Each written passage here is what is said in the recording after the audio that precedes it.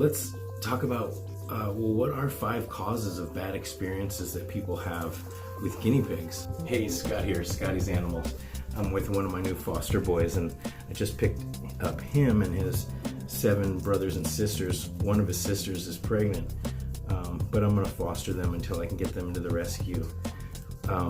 Let's talk about 5 causes of bad experiences with guinea pigs. People come into the rescue all the time. I volunteer at the Los Angeles Guinea Pig Rescue, and people are telling me all the time about the horror stories from when they were kids and bad experiences that they've had, resulting in neglect and shame and guilt, animal suffering and abuse, and preventable death sometimes. So let's talk about, what are 5 causes of bad experiences that people have with guinea pigs, and how can we prevent these bad experiences from happening? We've got this big community now, and look at them. And there's no reason why we can't be sharing the knowledge and helping each other out. So the first reason I think why a lot of times people have bad experiences is because they're too young. Parents might just get guinea pigs for their children, or their child expresses an interest and the parents just sort of leave them up to entire care. Guinea pigs, just like really all animals, they need adult supervision. Children are not entirely equipped to take care of animals on their own. It depends obviously how old, the maturity level, just various experience, that people have. People are individuals, just like guinea pigs, of course. So everybody's aptitude for caring for animals is going to be different. But you can't assume that your child, your teenager even, is going to follow through with all the responsibilities of caring for these animals. So you really, as an adult, need to be there.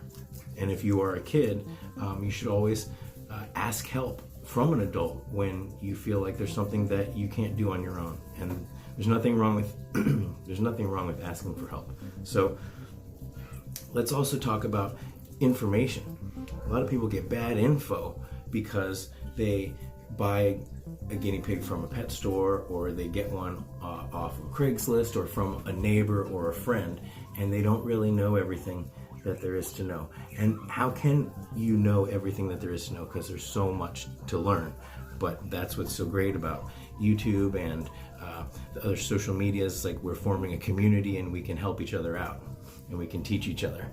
So I hope that regardless of where your piggies came from, you connect with either the Los Angeles Guinea Pig Rescue, like us on Facebook and Instagram, follow our stories, and subscribe to our YouTube channel. And that's a really great way to be informed, and you can always ask questions in the comments and send messages, and so you'll never really be alone when it comes to caring for your pigs.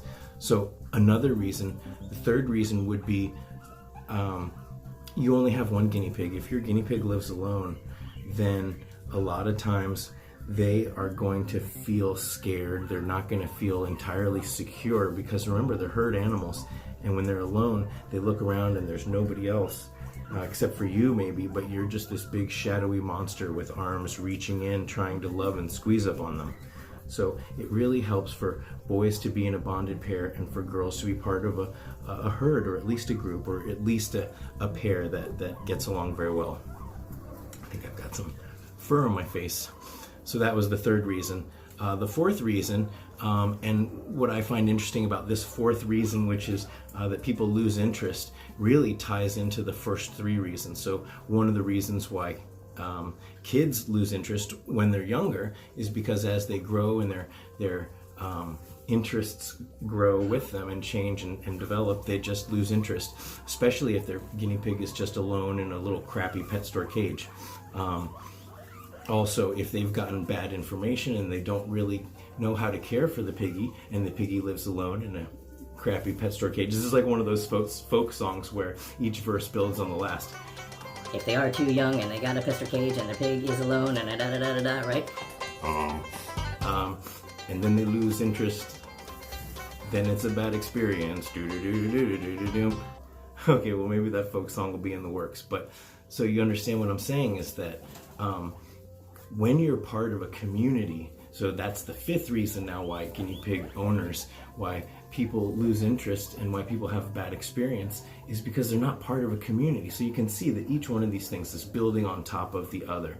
If you're not interested and you don't have a community, there's not people sharing their stories, then you're going to have a harder time. So what you get when you're part of a guinea pig community is it's a place for you to share your stories and share your experiences. It's a place for you to learn. It's a place for you to teach others what you've learned. And it's a place where everyone can get together and support each other, and really a place to just celebrate, you know, what kind of a crazy life it is living with these weird little critters. So let's just do a quick sum up. The 5 causes, in my opinion, and I'm sure there's more, and if you think of one, so much fur on my face. If you think of a reason that I didn't cover, put it in the comments, and I'd love to hear what you think, and everyone will get a chance to discuss those things. But let's recap. If you're possibly too young, or as an adult you've gotten them for your kids that are too young, then that can sometimes turn you off. And if you didn't get the right information, if the pet store where you got the pigs didn't know, and you got sold a crappy cage and crappy food, and generally your pig is unhappy, then that's going to reflect in your experience. If your poor piggy is living all alone, then they're not going to be displaying all the crazy, wonderful behavior that you'll see when you have a pig that lives with other pigs in adequate space with adequate nutrition.